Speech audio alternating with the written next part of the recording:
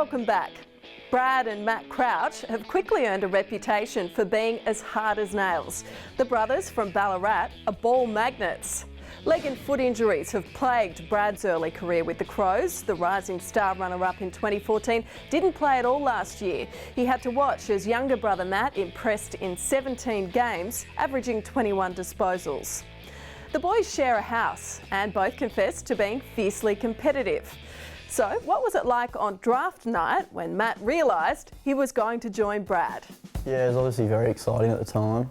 Obviously didn't know it was going to happen that night, but when I got picked up, it was obviously exciting for the family and pretty rare opportunity to play with your brother in an AFL club.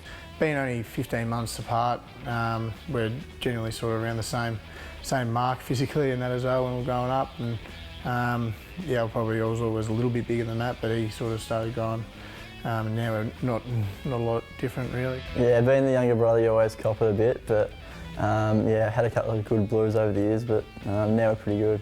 So we've got to put up with each other's company a fair bit now. So because we're living together and spend a lot of time together, yeah, we've got to sort of get along pretty well and help each other out around the house. We like to share the load with the cooking and cleaning. I guess if one cooks, we try and get the other one to clean. So that's normally the rule in the house. So far, so good. We've only been here a couple of months, so yeah, we've been pretty good so far. Well done, shot on goal, coming back.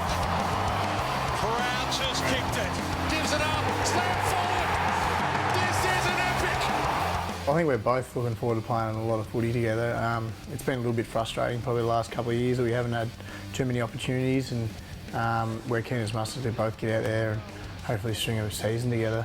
It would be really nice, and I'm sure Mum and Dad enjoy that as well. They come over a fair bit. They get over to most games, Mum and Dad, and it's good because the drive's only maybe 6 or 7 hours for them.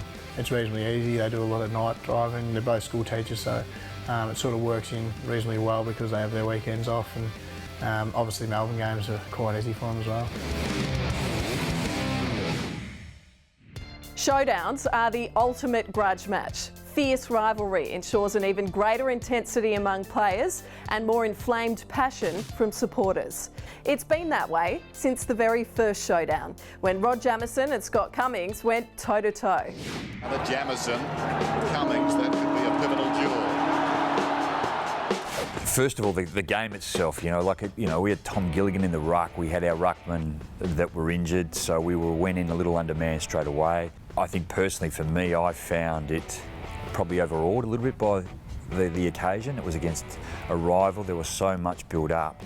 The week was huge. The game itself, I was always one to want to get the game underway so you could actually just get your first kick and tackle and so on. But the build up was just phenomenal. We've got a box eye goal somewhere. Paddington one too. Oh! If you recall, Jason McCartney was playing for Adelaide at the time, and he came from Collingwood. Scott Cummings had only just got picked up, and he came from Essendon.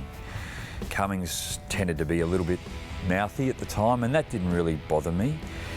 But they started to sort of walk to each other, and he was walking to the back pocket, and he just kept going. So he started walking over to Jason McCartney. And then they just started verbal each other. Scott Cummings pushed him. Jason McCartney pushed him back, and then Scott Cummings just really launched out and grabbed him by the throat.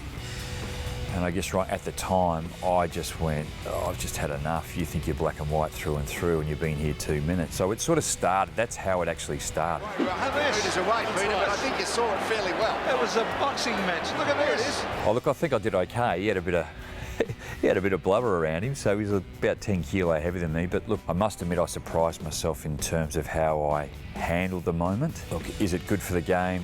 Who knows? You can talk NHL and they go toe-to-toe, and that's how it is and that's how it unfolds. But every now and then I don't think it's a bad thing.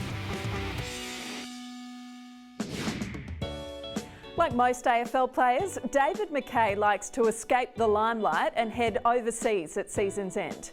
Thanks to our friends at Flight Centre, David takes us back to his favourite holiday destination.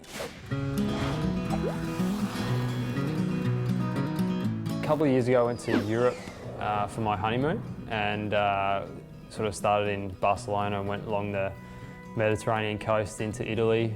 We spent 3.5 weeks there, and that without a doubt my favourite little holiday destination through Europe. Just being able to see see those towns and those cities that were pretty old and have a lot of history. I think that was something that really, I loved being a part of that and being able to see it, and particularly going to like Florence and Rome in Italy, being able to see that. I sort of love all the history of it, and it was a big thrill to be able to see that. No, I don't have any plan, unfortunately, but no, I'd love to get back to America and see New York and the East Coast. I've only been in the West Coast of America, so I'd love to go over there and, in particular, spend a bit of time in New York.